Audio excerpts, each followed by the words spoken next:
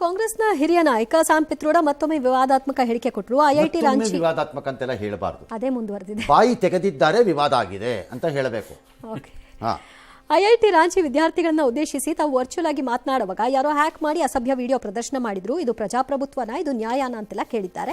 ಈ ಆರೋಪವನ್ನ ಕೇಂದ್ರ ಶಿಕ್ಷಣ ಇಲಾಖೆ ಖಂಡಿಸಿದ್ದು, ರಾಂಚಿಯಲ್ಲಿರೋದು ಐಐಟಿ ಅಲ್ಲ, ಐಐಟಿ ಅಂತ ಹೇಳೋ ಮೂಲಕವಾಗಿ ಅವ್ರಿಗೆ ನಾವು ಇನ್ವೈಟೇ ಮಾಡಿರಲಿಲ್ಲ ಅಂತ ಕೂಡ ಹೇಳಿದ್ದಾರೆ.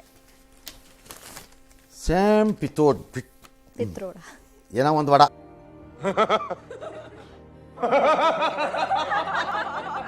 ಹೋಗತ್ತ ಕಡೆಗೆ ಪಿತ್ರೋಡ ಅಲ್ಲ ಸರ್, ಅವ್ರಿಗೆ ಇನ್ವಿಟೇಷನ್ ಹೋಗಿಲ್ಲಂತೆ, ಸುಮ್ಮನೆ ಹೋಗಿ ನಾನು ಏನೋ ಮಾತಾಡಿದೆ ಅಂತ ಹೇಳ್ಕೊಂಡ್ರೆ ಹೆಂಗ್ ಸರ್? ಕನಸ ಅಂತ ಕನ್ಸಲ್ಟ್ ಅರಳೋ ಮುರಳೋ ಆಗ್ಬಿಟ್ಟಿದ್ಯೋ ಇರ್ಬೋದು.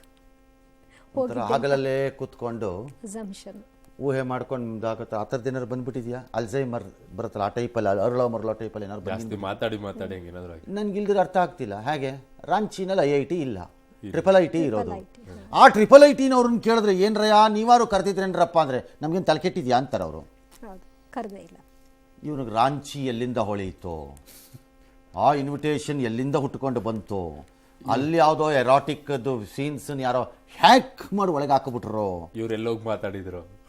ಈ ರಾತ್ರಿ ಯಾವ ಫಿಲಮ್ ನೋಡ್ತಾರೋ, ಏನು ಮಾಡ್ತಾರೋ, ಏನು ಊಹೆ ಮಾಡ್ಕೋತಾರೋ ಯಾವನು ಗೊತ್ತು. ಹೋಗ್ರೆ ರೈ.